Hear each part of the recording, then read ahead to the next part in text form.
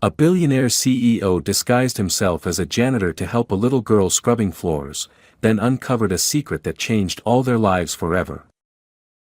Jason Reeves had never arrived at the office so early. Normally, his driver would pull up to the private entrance just before 8, where polished shoes stepped out onto pavement and glass doors opened automatically before him. But today, for reasons he couldn't fully explain, he woke before sunrise with an unusual restlessness in his chest. He dressed without help, skipped breakfast, and drove himself. The city was still asleep. Streetlights flickered against the soft orange tint of morning, and fog clung low to the sidewalks. He pulled into the parking lot of Sterling Industries, a glass and steel monument to wealth and precision, and parked in a space usually reserved for delivery vans. The building loomed silent, not yet buzzing with assistants, phones, and meetings. He liked it this way, clean, untouched, and still.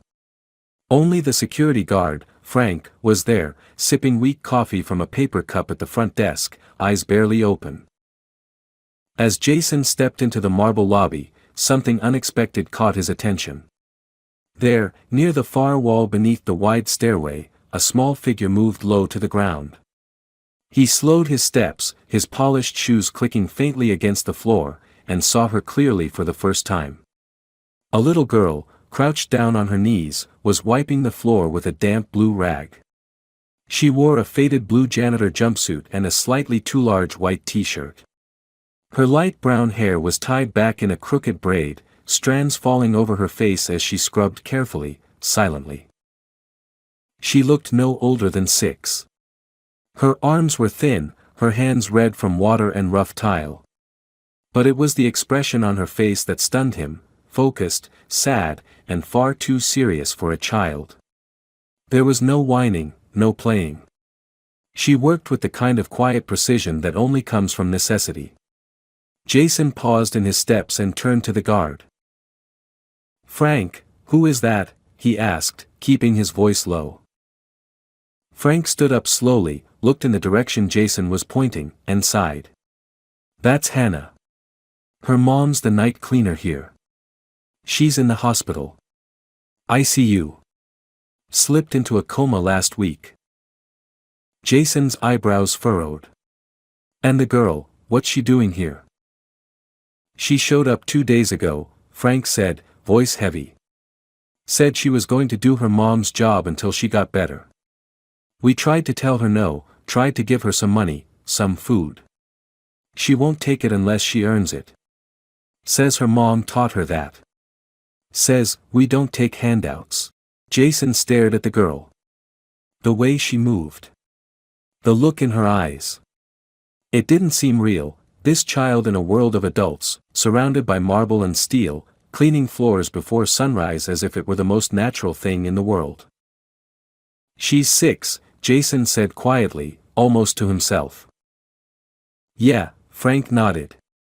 "But she acts like she's 60. Jason stood there for another minute, watching as Hannah dipped her rag into a small bucket and wrung it out with both hands, her little fingers barely strong enough to twist the cloth.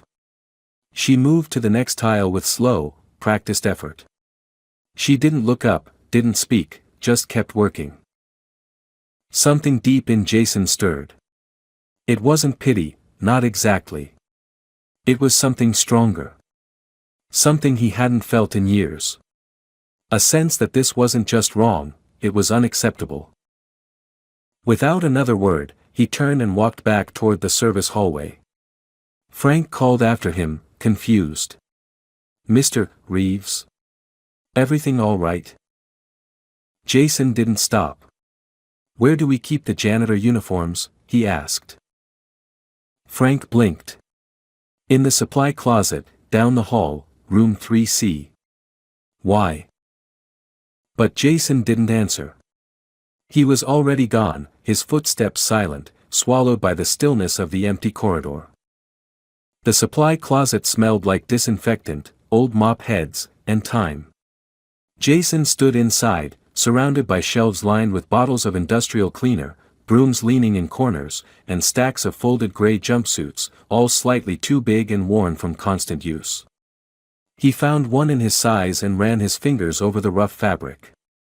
It was nothing like the $1,000 suits tailored to his frame, but in that moment, it felt more significant than anything in his wardrobe.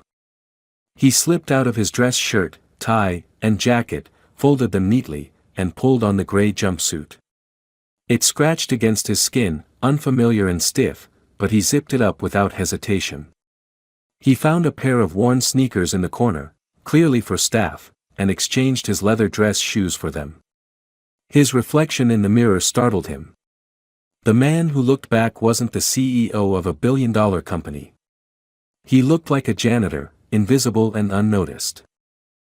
He stepped out of the closet and returned to the lobby quietly, careful not to draw attention. Hannah hadn't moved far. She had finished the tiles near the elevator and was now working near the windows. She was on her knees, her back hunched as she scrubbed at a scuff mark that was likely there for years. Her little body looked even smaller in the vast space. Jason crouched beside her without speaking. She noticed the movement out of the corner of her eye, flinched slightly, then looked at him. Her eyes widened for a moment, but not from fear, just surprise. She studied his face, perhaps wondering if she'd seen him before. But in the janitor's uniform, he was just another worker. "Hi," he said softly, keeping his voice low so it wouldn't feel like an intrusion. "Mind if I help?" She blinked, unsure. "You're new," she said. "First day," he replied with a small smile. She studied him again. "You don't look like a janitor." Jason chuckled under his breath. "Yeah, I get that a lot." She didn't respond immediately. She just nodded once and moved over a little to give him space. He dipped a clean rag into her bucket, wrung it out slowly the way she did, and began wiping the floor beside her. It had been years, decades, really, since he had done any sort of physical labor. His knees hurt within minutes and his back ached from bending, but he didn't stop.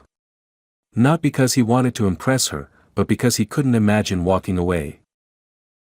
They worked side by side for several minutes in silence.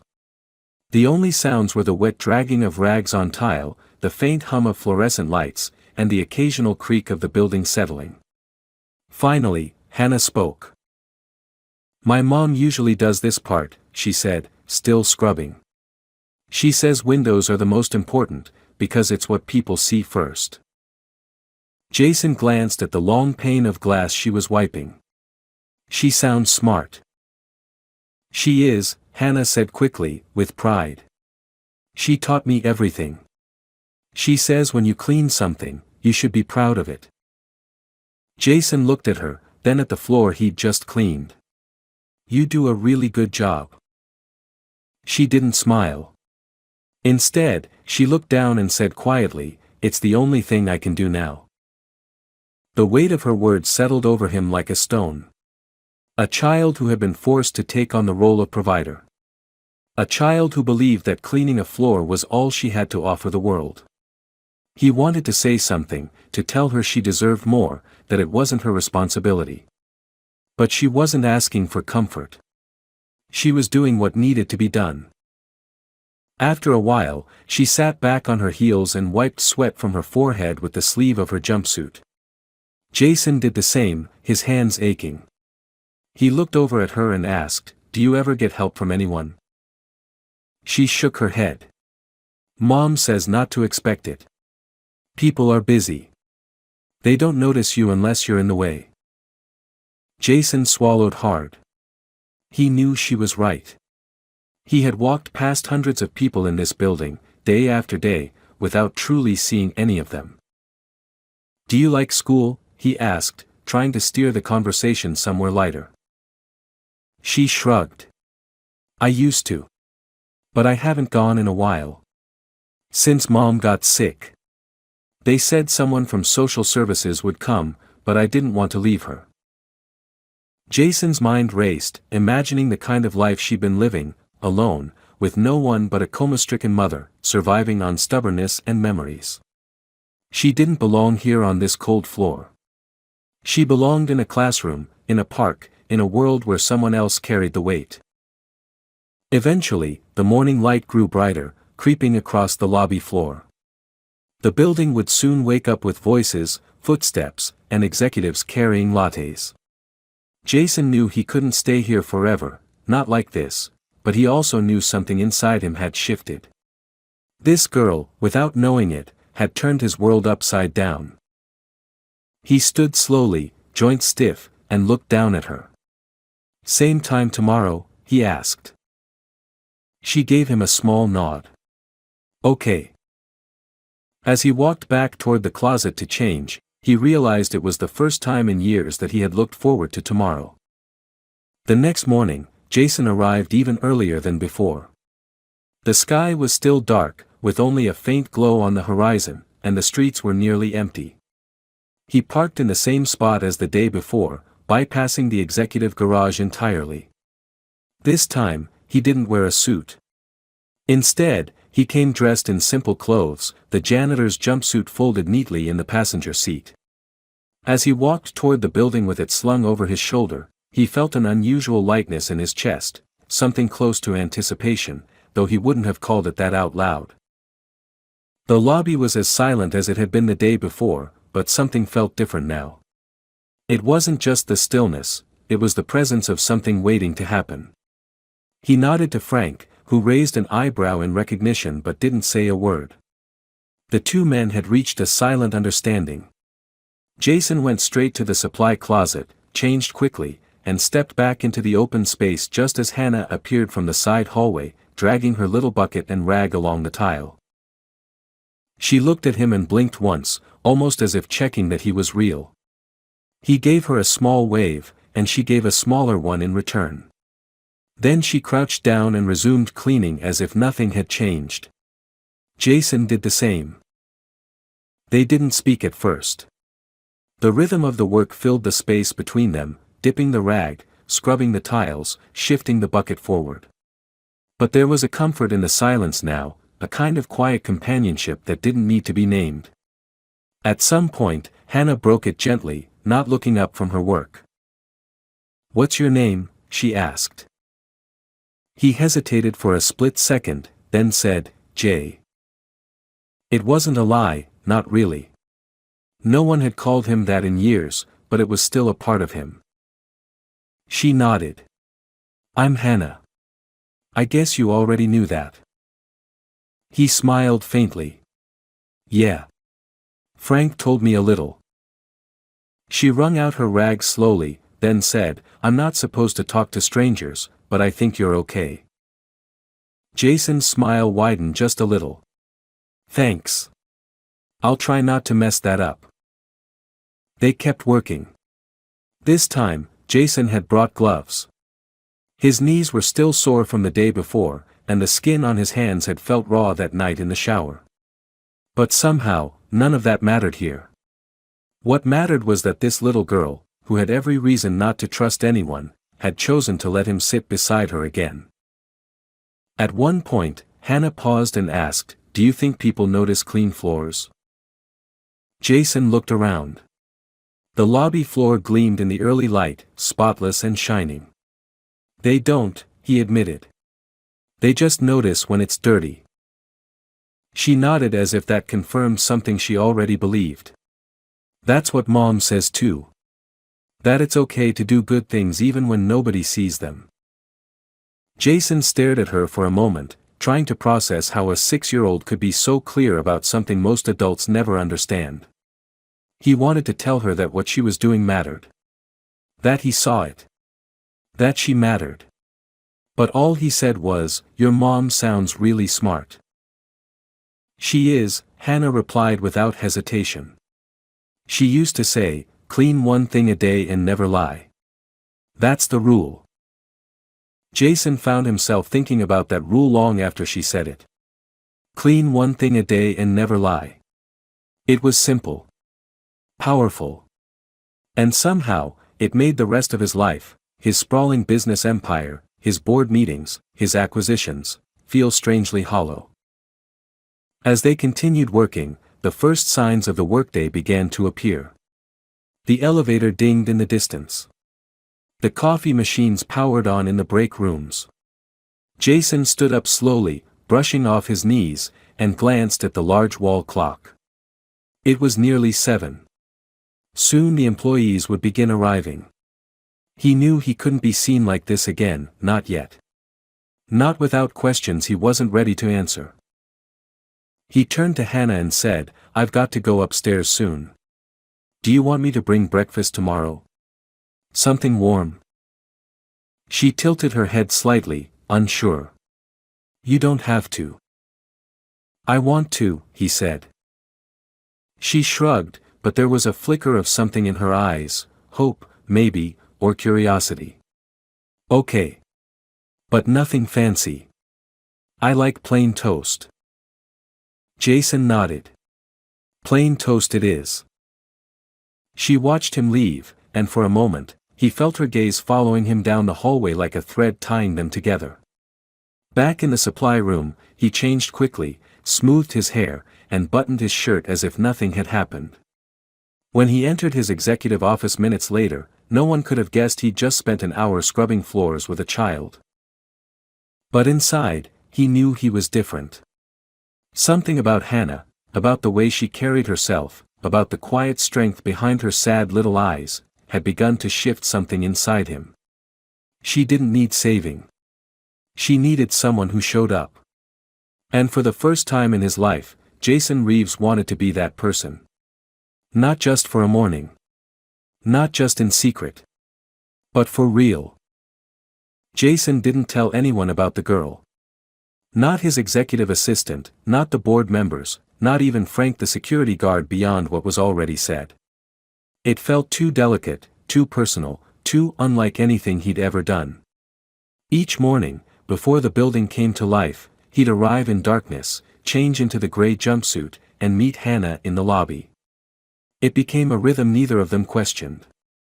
By the 4th morning, she no longer looked surprised to see him, she simply handed him a clean rag and pointed to the section of the floor she hadn't reached yet. No small talk, no big welcomes. Just the kind of quiet acceptance that only forms through mutual presence. Jason learned her patterns quickly. She always started with the baseboards, then moved on to the tiles, finishing with the glass. She worked with intensity, like a clock wound too tightly, always focused, always trying to make things perfect. He admired her dedication, but at the same time, he felt the weight of it. This wasn't just a task for her, it was a mission. It was survival. One morning, as they sat side by side scrubbing beneath the large window panels, he finally asked, "What do you do after this?" Hannah didn't answer immediately. She continued wiping the glass, pushing the cloth in wide, circular motions. When she finally spoke, her voice was quiet but certain. "I go to the hospital. They let me see her for a few minutes a day.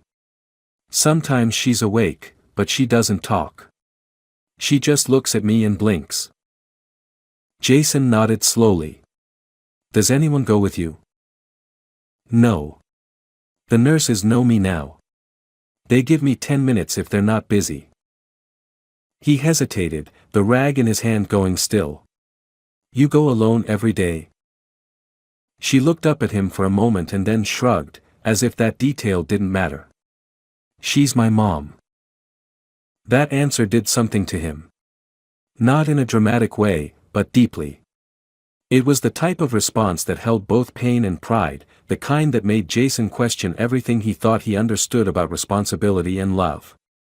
He had built empires, mentored executives, handled billions in assets, but this child, who had nothing, who asked for nothing, embodied more strength than most of the people he'd ever worked with. He didn't want to pry too much, but the words escaped him anyway. "What about your dad?" Hannah didn't flinch. "Never met him. Mom said he wasn't someone worth missing." Jason absorbed the words without replying. For several minutes they worked in silence again, but something had shifted in the air between them. She had opened a small window into her life, and he felt an even greater responsibility now, not just to keep showing up but to do something that mattered. As the sun began to creep through the glass, lighting the freshly cleaned floor, Hannah stood and stretched her arms with a small groan. Jason offered her the water bottle he'd brought. She took it, nodded her thanks, and sipped slowly. "Why do you help me?" she asked suddenly. Jason looked at her, caught off guard. "Because no one should have to do this alone." She narrowed her eyes slightly, like she was trying to read between the lines. "But I'm not your problem." "No," he said, placing his rag back in the bucket. "You're not a problem at all." She seemed to consider that. Her face softened just a little, and for the first time, she smiled, not wide, not showy, but real. A tiny, fleeting curve of her lips that vanished almost as quickly as it came. Still, Jason saw it. And for reasons he didn't fully understand, that small smile felt more rewarding than any award or bonus he'd ever received. Later that afternoon, back in his office wearing a tailored suit and sitting behind a desk made of imported wood, Jason couldn't concentrate. The emails were piling up. There were decisions to be made, reports to approve, calls to return. But his mind kept circling back to Hannah, her hands reddened from bleach water, the way she folded her rag just so, the quiet courage in her voice. He opened a new tab on his computer and began searching. Hospitals.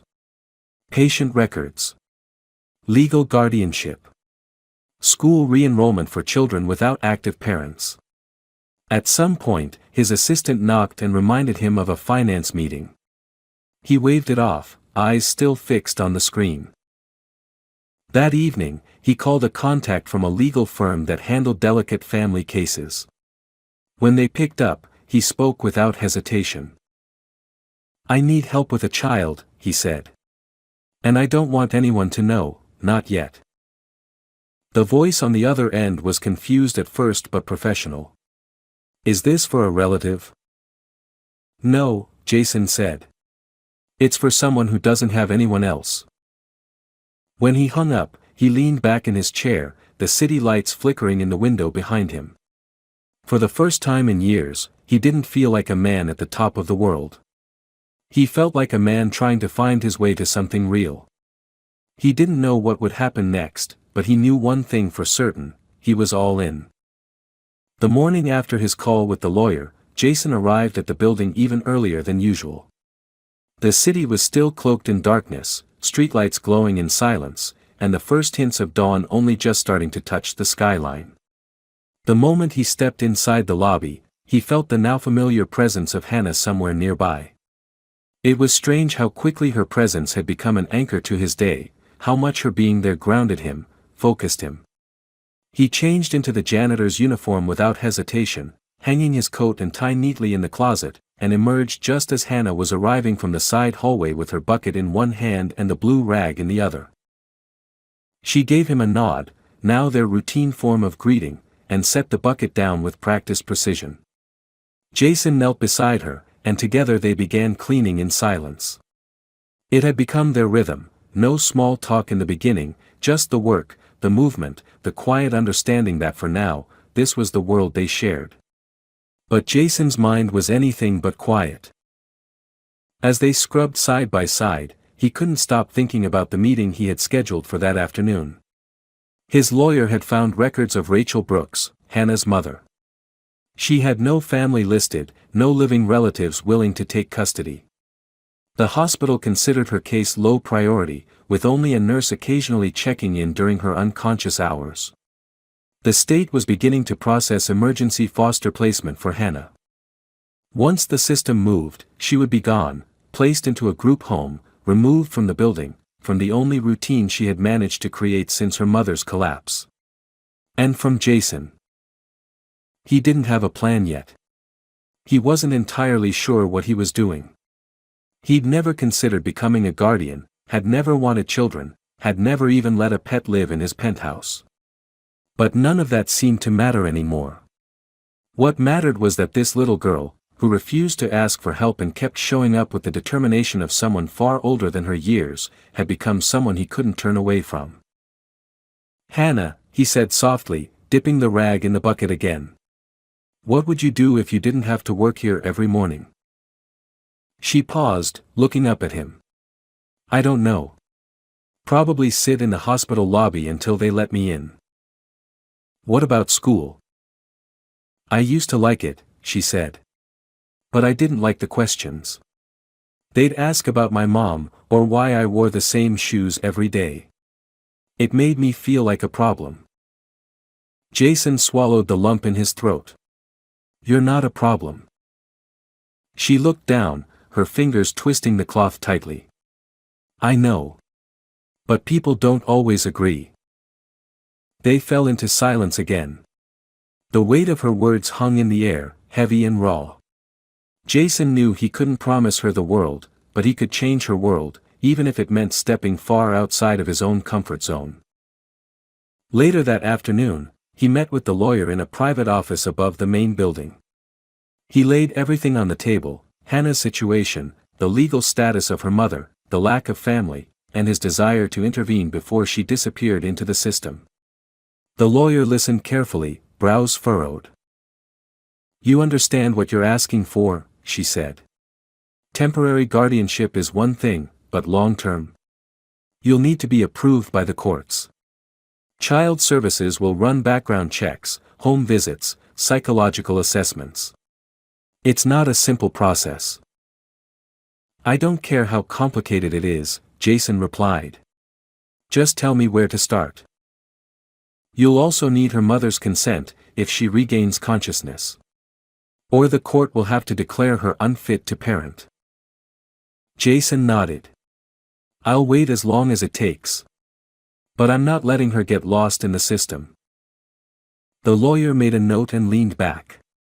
You're not doing this for charity, are you? Jason's eyes met hers. I'm doing this because she showed up every morning without anyone. And because she deserves someone to show up for her. Over the next week, things began to shift. Jason continued to meet Hannah each morning, still wearing the jumpsuit, still helping her clean. But he also began asking her more questions, not to pry, but to understand what she needed, what she feared, what gave her comfort. He learned she liked drawing but never had her own pencils. He learned she liked rainy days because fewer people were around. He learned that she hummed under her breath when she was nervous. He also began preparing his home. He hadn't brought a child into it before. The silence, the glass walls, the sharp corners, none of it felt right for someone like Hannah. So he ordered rugs, soft lights, a bed small enough for her frame, and a blanket in the exact shade of blue she always wore. He set up a small table with art supplies and bought a bookshelf he didn't know how to fill yet. Hannah didn't know about any of this.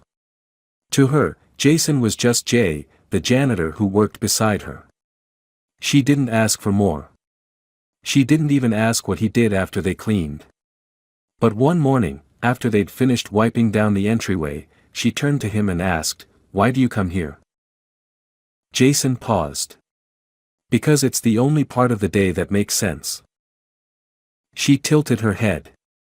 You mean cleaning floors? He looked at her with a quiet smile. I mean being with you.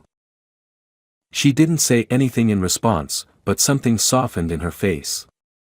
A kind of peace settled in her small shoulders, as though she'd been waiting for someone to say that and believe it. That night, Jason sat alone in his apartment, reading through the guardianship documents. They were filled with legal terms, references to state codes, and lines requiring signatures he wasn't used to writing outside of business. But for the first time in years, he didn't feel like he was closing a deal. He felt like he was opening a life. And this time, it wasn't just about changing hers. It was about changing his own. The call came earlier than he expected, far earlier. Jason was sitting at his desk late one evening, long after his staff had gone home.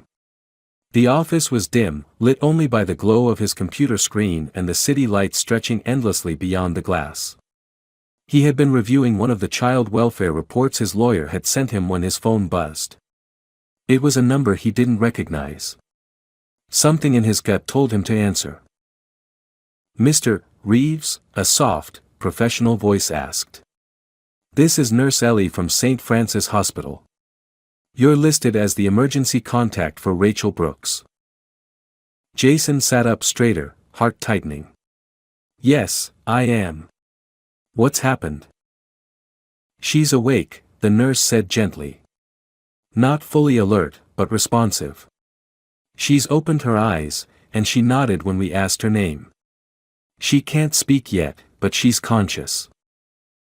For a long moment, Jason said nothing. Relief hit him unexpectedly hard, mixed with a strange current of anxiety. He thanked the nurse, got the address, and hung up without even realizing he was already standing and reaching for his coat. The drive to the hospital was silent, his hands gripping the steering wheel tightly. His mind raced with questions. Would Rachel remember anything? Would she be able to speak to Hannah? Would she want to? And what would she think of him, a stranger, stepping into her daughter's life uninvited? He walked through the sterile corridors of the ICU with slow, measured steps. The fluorescent lights cast a clinical glow over the polished floor, and the air carried the distant beeping of monitors and whispered conversations between nurses. He stopped at room 112 and took a breath before gently pushing the door open. Rachel Brooks looked fragile beneath the white sheets. Her face was pale, framed by tousled dark hair, her eyes half-lidded with exhaustion. There was a tube in her arm, monitors surrounding her bed, and her chest rose and fell with the help of shallow breaths. But she was awake. Her eyes turned to him slowly when he entered. He stood still at the door for a moment, not wanting to startle her. Then he stepped closer and said quietly, "Hi. My name is Jason. I've been helping Hannah." Her eyes blinked once, slowly, and filled with something that resembled confusion but also relief. He could see tears starting to form. She tried to speak but couldn't. Instead, she reached for a nearby notebook and weakly scribbled something on a page. Her handwriting was shaky and small, but he leaned over to read it. "Is she okay?" Jason smiled, eyes stinging. "She's more than okay. She's strong. And brave. She's been coming here to see you every day. I don't think she's missed a single one." Rachel closed her eyes for a long moment, as if absorbing the weight of those words. When she opened them again, she motioned for the pen once more. "Who are you?" she wrote. Jason hesitated. It was a fair question. What could he say that wouldn't sound like a lie or an exaggeration? "I'm someone who saw her," he said softly. "Really saw her. She was cleaning the lobby of my office building. Said she was working for you. Refused to take a handout. So I stayed. I've been helping her. I didn't plan any of it. I just couldn't walk away." Rachel's hand trembled as she wrote again. "Thank you." He shook his head. "She saved me, too. You should know that." They sat in silence after that, the weight of their shared connection building quietly between them. He didn't tell her everything yet, not about the guardianship papers, not about the meetings with lawyers, not about the room he'd prepared for Hannah. It wasn't time. Rachel had just come back to life, and Jason knew that her place in Hannah's world, if she could keep it, came before anything he could offer. When he finally stood to leave, Rachel gestured toward the nightstand where a framed photo of Hannah sat, a small school picture, slightly bent at the corner. "She's been carrying that with her," the nurse said from the doorway, watching quietly. "She sets it next to her bed every night she visits. Wouldn't go home until she knew her mom had it close."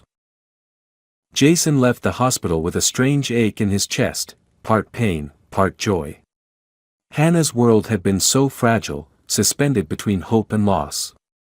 Now, for the first time, it felt like something solid was forming beneath her feet again. The next morning, when he met her in the lobby, she was already working, as usual, bucket in hand, wiping a section of floor near the base of the stairs.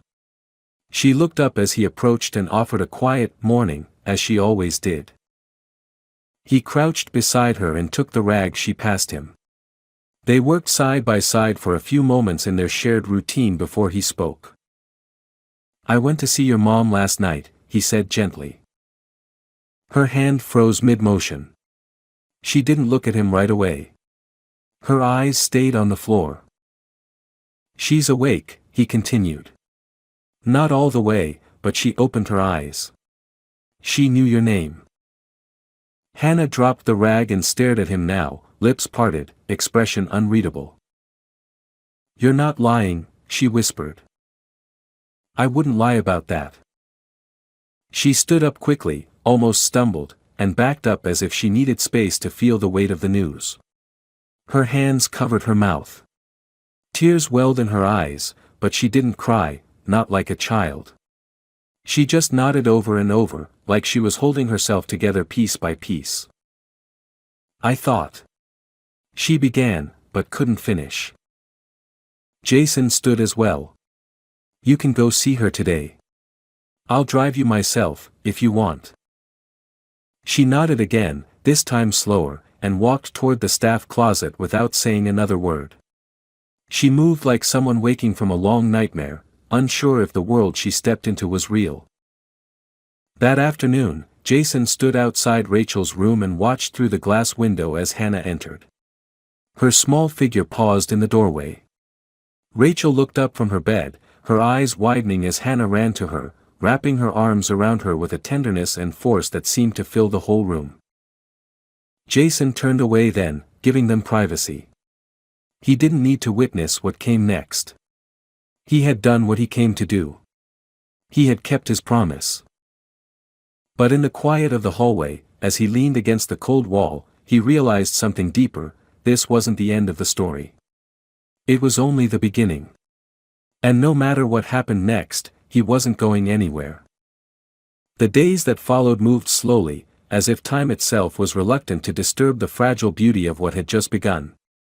Rachel's condition stabilized, and though she was still weak, she had regained enough strength to sit up, to whisper short sentences, and to hold Hannah's hand without trembling. The nurses said her recovery, while uncertain, had taken a hopeful turn. Hannah stayed by her side every moment the hospital allowed, clinging to every breath, every blink, every word from her mother as if it were a miracle in motion. Jason, though often in the background, remained ever present, driving Hannah to and from the hospital, bringing her meals, sitting silently in the waiting room so she'd never feel alone when visiting hours ended. Rachel had begun to ask him more questions, always quietly, always with careful eyes. "Who are you really? Why would a man like you do all this for someone you didn't know?" Jason never had a single answer. Instead, he told her pieces of the truth, moments stitched together like stepping stones. He spoke of the early mornings, of the small girl kneeling on a cold tile floor with more strength in her little hands than most men he knew. He spoke of how he felt drawn to her, not out of pity, but because of something deeper, something unexplainable. He told Rachel how helping Hannah had reminded him of things he'd forgotten: how to show up for someone, how to feel useful beyond profit, how to care without expecting anything in return. Rachel listened without judgment. Her eyes would fill, but she wouldn't cry. She just nodded, as if somewhere deep inside, she already knew all of it. Eventually, when she was strong enough, Rachel asked about Hannah's life during the weeks she'd been unconscious. Jason told her everything: how her daughter had insisted on cleaning the lobby floors each morning, how she'd refused money she hadn't earned, how she had kept showing up, determined to take care of her mother's job. He didn't hold back the parts that hurt, the parts that made it clear how much Hannah had sacrificed. Rachel listened in silence, her hands shaking slightly, and when he finished, she whispered, "I raised her not to need anyone, but I never wanted her to be alone." Jason reached over and gently placed his hand over hers. "She's not alone now." Meanwhile, at the office, things had begun to shift in ways Jason hadn't expected. Employees whispered stories of their CEO arriving before sunrise, rumors of him cleaning floors with a child, of changes in his tone, his behavior, his gaze. People noticed he stayed in meetings longer, listened more closely, took more time with decisions that used to be automatic. Some attributed it to a midlife change. Others speculated about charity work. No one really knew the truth, but the atmosphere in the building began to change, subtly at first, then more noticeably. Departments that had once operated in cold silos began to collaborate more willingly. Staff meetings included moments of silence and recognition for the janitorial team. Someone anonymously started leaving thank you notes for night workers. It was as if one child had unknowingly reminded an entire corporation that people mattered more than performance. One morning, as Hannah stood in the lobby watching the sun rise through the tall windows, Jason handed her a small box.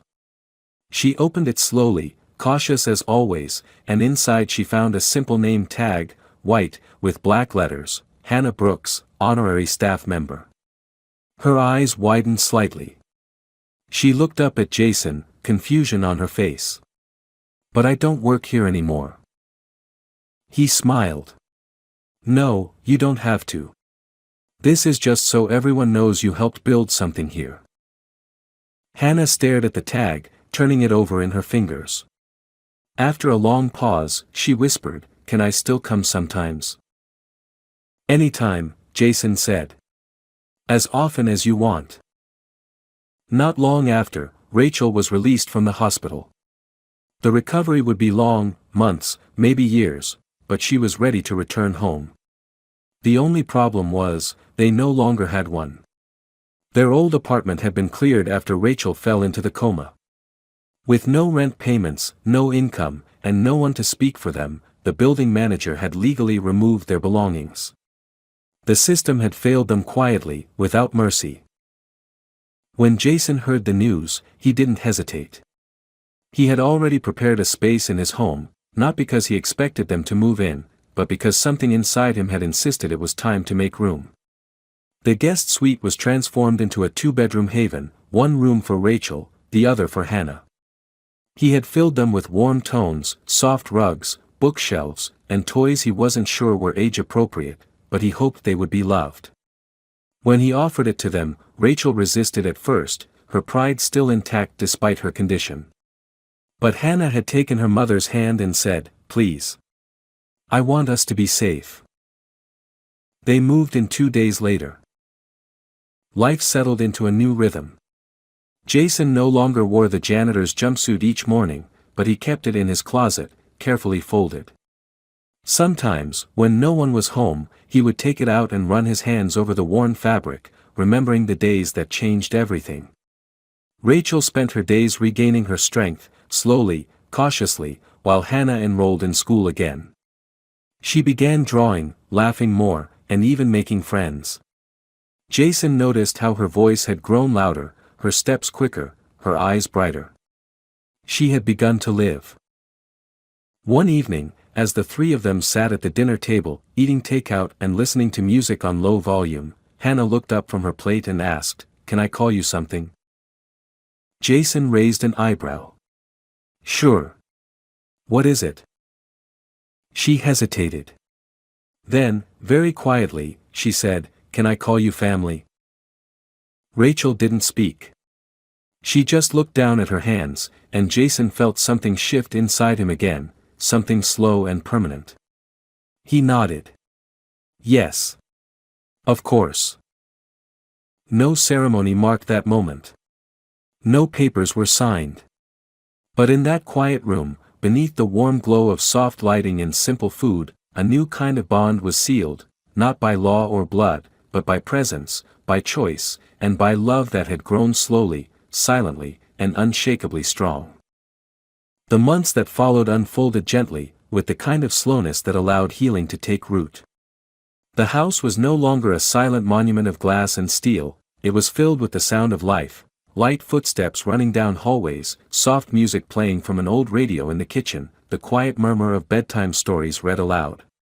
Rachel continued to grow stronger. Her voice returned in full, and her body, though still tired, moved with purpose again. She insisted on doing things for herself, despite Jason's offers to help. She began cooking simple meals, reading again, and helping Hannah with her homework in the evenings. Her resilience inspired him more than any business success ever had. Jason adjusted to his new life with a kind of grace that surprised even him. Board meetings no longer defined his week. He was still the CEO, still respected, still in command, but something fundamental had changed. He no longer stayed late at the office, no longer chased projects for the thrill of conquest. He came home on time. He asked Hannah about her school day before reading the financial news. He found himself wanting less from the world and more for moments like watching Hannah curl up with a book, or hearing Rachel hum a song while folding laundry. What no one outside their home knew was that Jason had made a decision long ago. Not just to help. Not just to provide. But to belong. With the help of his legal team, he filed for legal guardianship of Hannah, not to take her away from Rachel, but to give her another layer of safety, another adult she could count on without fear. Rachel hesitated at first. She was protective, understandably cautious, but in the end, she understood what Jason already knew: love, when real, could be shared. It didn't divide, it multiplied. The day of the hearing, Hannah dressed carefully in a pale blue dress with white buttons. She held Rachel's hand in one and Jason's in the other as they walked into the courthouse. The judge looked at them with a softness in her eyes, perhaps sensing that this wasn't about legal obligation, but about something far more sacred. The guardianship was approved without delay. When they left the courtroom, Hannah didn't cheer or skip. She simply looked up at Jason and asked, "So now it's real?" He smiled. "It was real long before today. But now the world agrees." In celebration, they went to a small diner on the edge of town, not because it was fancy, but because it was the kind of place where people remembered your name and the waitress brought extra whipped cream without asking. They sat in a booth by the window, laughing over milkshakes and fries. Rachel told stories from her childhood. Jason made fun of himself for not knowing how to dance, and Hannah promised she would teach him one day. It wasn't the kind of celebration that came with confetti or speeches. It was the kind that made you feel full without ever being loud. Not long after, Jason launched a community initiative through his company. It wasn't a PR stunt, and it wasn't named after himself. It was called Morning Hands, a program inspired by Hannah, designed to support children and families in crisis. It offered after-school support, emergency housing, job assistance, and mental health resources. He kept his involvement quiet, never once appearing in press photos. But every major decision went through him, and every center that opened had one framed photo near the entrance: a girl in a blue jumpsuit, kneeling beside a bucket, and a man crouched beside her, both of them cleaning the same floor. One afternoon, as autumn began to turn the trees gold, Hannah asked Jason to walk her to school instead of having the driver take her. She liked the way the sidewalks smelled in the morning, and she said his steps made her feel calm. As they walked, she looked up and said, "Do you remember that first day? When I was cleaning and you didn't tell me who you really were?" He nodded. "I remember." "I think I knew," she said. "Not at first. But I felt it. That you weren't really there to clean." Jason smiled gently. "I didn't know why I was there at first either. I just knew I had to stay." They stopped at the school gates, and she hugged him, not the hurried kind of hug that children give when distracted, but a full, grounding hug that stayed for a moment too long. Then she ran through the doors, her ponytail bouncing with every step. Jason stood there for a while, watching, feeling the rare kind of peace that came from a life reshaped not by force, but by grace. Back at home, the gray jumpsuit still hung in his closet, never worn again, but never forgotten. It was no longer just a symbol of where he'd been, it was a reminder of who he became. He kept it there not out of sentimentality, but out of reverence. Because sometimes, the most powerful beginnings come dressed in the simplest cloth. Because sometimes, love doesn't arrive in grand declarations, but in silence, in humility, and in the soft sound of two people cleaning a floor before the sun comes up. And because in the end, it wasn't just the girl he had saved. She had saved him too. To me, the ending of this story is not just satisfying, it's quietly profound. It doesn't rely on a dramatic twist or some grand payoff. Instead, it rewards the reader with something deeper, the truth that real change often begins in the quietest moments, and real love doesn't announce itself, it simply shows up and stays. Jason's transformation isn't just a redemption arc, it's a rediscovery of humanity. He begins the story surrounded by wealth, power, and silence, and ends it surrounded by people, purpose, and warmth. What makes this ending powerful is that nothing is magically fixed. Rachel is still healing, Hannah still carries scars, and Jason still has a lot to learn. But now, they're doing it together. In a world that often praises strength as dominance, this story offers a different kind of strength, showing up when no one asks you to, staying when it's uncomfortable, and giving without needing recognition. The final message is clear: sometimes the most unexpected connections save us, reshape us, and lead us home.